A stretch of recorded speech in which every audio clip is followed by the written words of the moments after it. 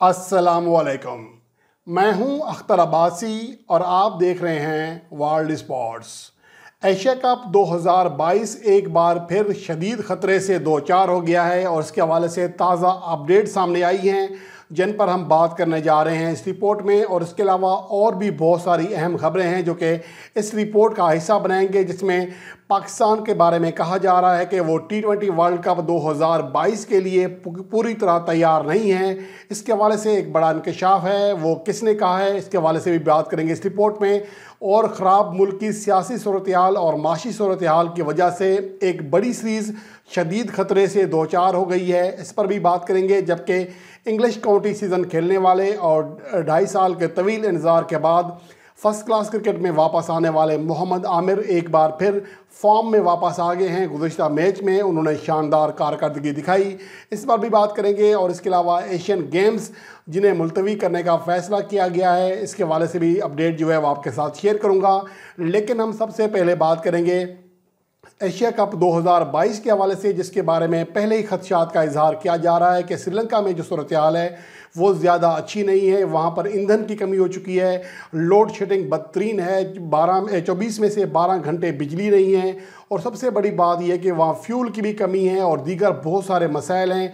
सियासी सूरत हाल और माशी सूरत हाल वहाँ पर कतन आइडियल नहीं है कि वहाँ पर कोई बड़ा इवेंट कराया जाए। लेकिन मौजूदा वक्त में श्रीलंकन हुकूमत की, श्रीलंकन अवाम को भी अशद ज़रूरत है कि वहाँ पर एशिया कप का इनेकाद कराया जाए।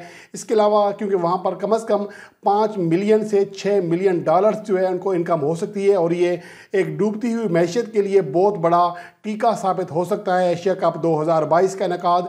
इसलिए जो हुकूमती ज़राए हैं और जो दीगर लोग हैं, जो वहाँ के इस्टेब्लिशमेंट है, वो पूरी तरह कोशिश कर रही है कि किसी न किसी तरह एशिया कप 2022 का इनेकाद कराया जाए। लेकिन इसके साथ साथ बदस्तूर ख़तरात मंडला रहे हैं और एशियन क्रिकेट काउंसिल की जानिब से 27 जुलाई उनको आखिरी डेडलाइन दी गई है। इससे पहले श्रीलंका के बोर्ड ने, श्रीलंका की गवर्नमेंट ने एशियन क्रिकेट काउंसिल को पूरी तरह मुतल्ला करना है कि वो ये इवेंट करा सकते हैं या नहीं करा सकते। लेकिन बहरहाल खदशात जो हैं वो दिन बदन बढ़ते जा रहे हैं। और खदशात बढ़ने की वजह क्या है, अगर हम मौजूदा वाक़यात और हालात पर निगाह डालें तो जो एक बड़ी खबर है वो ऑस्ट्रेलिया और श्रीलंका के दरमियान जो सीरीज़ है जिसका इनेकाद होना है 7 जून से, वो शदीद ख़तरे से दो चार हो गई है। इसके बारे में बहुत ज़्यादा मनफी खबरें आ रही हैं श्रीलंका की जानिब से। यहाँ ये बात भी काबिल ज़िक्र है कि ये सीरीज़ का ये एक बड़ी सीरीज़ है जो कि एशिया कप 2022 से श्रीलंका में होनी है। और ये तवील सीरीज़ है जिसमें ना सिर्फ 2 टेस्ट मैचेस शामिल हैं बल्कि 5 T20 और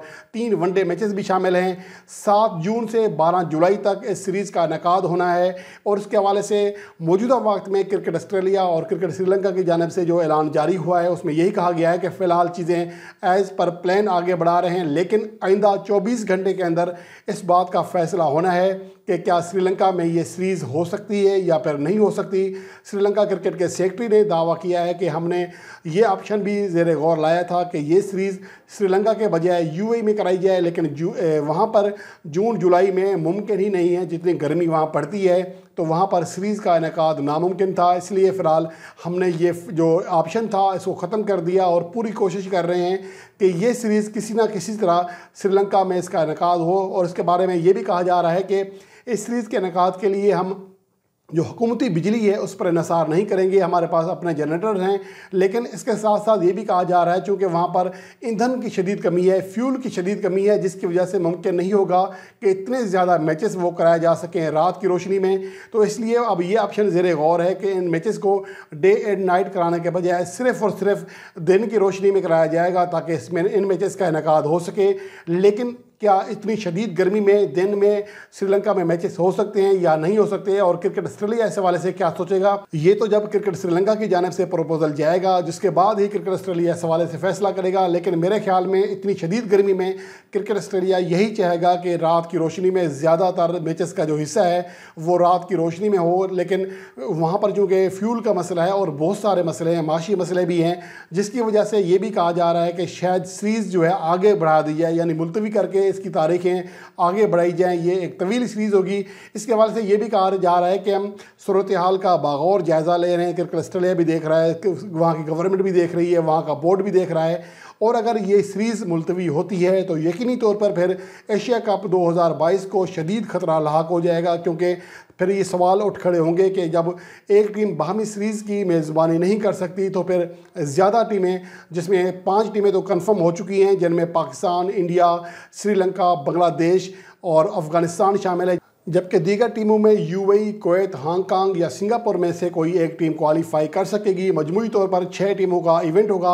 लेकिन बहरहाल यहाँ पर जो सूरत हाल है, हुकूमत पूरी कोशिश कर रही है कि ना सिर्फ क्रिकेट ऑस्ट्रेलिया के साथ ताल्लुकात बेहतर बनाए जाएँ और राज़ी किया जाए कि ये सीरीज़ दिन की रोशनी में खेली जाए, ताकि कम से कम $1 मिलियन का उनको फ़ायदा हो सकता है। $3 मिलियन का एक तखमीना लगाया गया है, जिसमें $2 मिलियन जो है अगर वो खर्च भी हो जाते हैं तो $1 मिलियन श्रीलंका को बच जाएगा, जो कि मौजूदा वक्त में एक एक पाई को तरस रही है। वहाँ की मैशियत तबाह है, इसलिए ये सीरीज़ बहुत ज़्यादा अच्छा इकदाम हो सकती है क्रिकेट श्रीलंका के लिए, वहाँ की हुकूमत के लिए, वहाँ के अवाम के लिए। और एशिया कप का इनकाद तो सोने पे सुहागा होगा, क्योंकि 5 से $6 मिलियन की जो बचत है वो उनको हो सकती है। इसलिए क्रिकेट श्रीलंका पूरी कोशिश कर रहा है कि इसका एशिया कप का इनकाद जो है वो श्रीलंका ही में हो। अब देखना ये है कि इस हवाले से आइंदा आने वाले चंद हफ्तों में क्या खबरें आती हैं।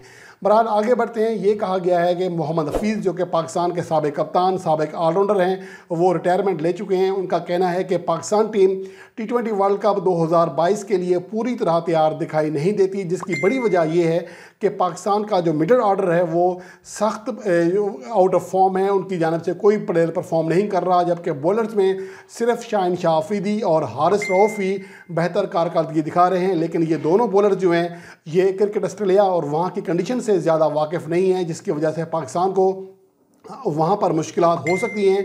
इसके अलावा ये भी कहा गया मोहम्मद हफीज़ की जानिब से कि पाकिस्तान क्रिकेट बोर्ड को चाहिए कि T20 वर्ल्ड कप 2022 खेलने वाला जो स्क्वाड है वो अभी से फाइनल कर ले और उनको ज़्यादा से ज़्यादा मौके दे, ताकि वो एडजस्ट हो सकें और परफॉर्म कर सकें, और उनको फिर ड्रॉप ना किया जाए अगर वो 2-4 मैचेस में नाकाम होते हैं। पहले तो फैसला करना चाहिए, अच्छी तरह सोच समझ कर फैसला करना चाहिए कि हमने कौन कौन से प्लेयर खिलाने हैं, और उसके बाद फिर डट जाना चाहिए, उनको भरपूर मौका देना चाहिए। एशिया कप में भी, दीगर जो सीरीज़ हैं उनमें भी मौका देना चाहिए, फिर उनको ड्रॉप नहीं करना चाहिए। और T20 वर्ल्ड कप 2022 तक उन्हें मुस्तकिल मौके दिए जाएँ और टीम के साथ रखा जाए। इसके बाद उनकी नाकामी या कामयाबी का जो क्रेडिट है या फिर जो उनकी जिम्मेदारी है वो फिर सिलेक्टर्स को और पाकिस्तान क्रिकेट बोर्ड को लेना पड़ेगी। बहरहाल उनका ये कहना था कि एक मुस्तकिल प्लान बनाया जाए। बहरहाल मौजूदा वक्त में मोहम्मद हफीज़ जो हैं वो पाकिस्तान टीम की कारकर्दगी से, पाकिस्तान टीम की सलाहियत से मुतमईन नहीं हैं। उनका कहना है कि मैं सिर्फ दुआ ही कर सकता हूं कि Pakistan team T20 world cup 2022 में अच्छी कारकर्दगी दिखाए। ये कहना था मोहम्मद हफीज़ की जानिब से।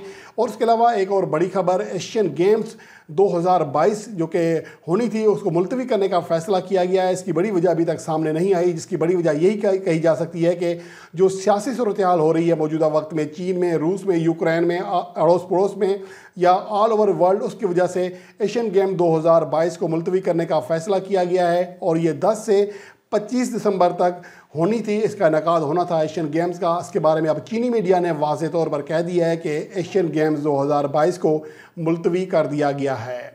और इसके अलावा पाकिस्तान के साबिक फास्ट बॉलर मोहम्मद आमिर, जो कि 2.5 साल के तवील इंतज़ार के बाद फर्स्ट क्लास क्रिकेट में इन एक्शन हैं। पहली इनिंग्स में वो नाकाम रहे थे, वो ग्लोसेस्टर शहर की जानिब से खेल रहे हैं, लेकिन दूसरी इनिंग्स में उनकी जानिब से शानदार बॉलिंग कारकर्दगी का मुजाहरा किया गया। अब तक वो दूसरी इनिंग्स में 21 ओवर फेंक चुके हैं, 7 मिडल ओवर्स किए हैं और 51 रन देकर 3 विकेटें हासिल की हैं, जो कि इस इनिंग्स में अभी तक ग्लोसेस्टर शहर के किसी भी बॉलर की सबसे ज़्यादा विकेटें हैं। ये उनकी कारकर्दगी रही है। जबकि दूसरा मैच जो कि डिवीजन 2 का है, 6 और मिडल 6 के दरमियान खेला जा रहा है, इसमें रिजवान और चेतेश्वर पुजारा जिनका ताल्लुक इंडिया से है वो एक टीम की जानिब से खेल रहे हैं, और जबकि शाहिन शाह अफरीदी दूसरी जानिब खेल रहे हैं। और जो मैच जारी है इसमें चेतेश्वर पुजारा जो है वो 16 रन बनाकर आउट हुए, जबकि मोहम्मद रिजवान ने 31 रन बनाए, जबकि दूसरी जानिब शाहिन शाह अफरीदी अब तक 1 विकेट हासिल करने में कामयाब रहे हैं। अभी उनकी बॉलिंग जारी है। अब देखना ये है कि आज वो कैसी कारकर्दगी दिखाते हैं। और इस मैच के जब 2 दिन ख़त्म हो जाएंगे तो काउंटी में जो पाकिस्तान के प्लेयर्स खेल रहे हैं उनकी अब तक की मजमूई कारकर्दगी का जायज़ा एक बार फिर आपके लिए वर्ल्ड स्पोर्ट्स पर पेश किया जाएगा।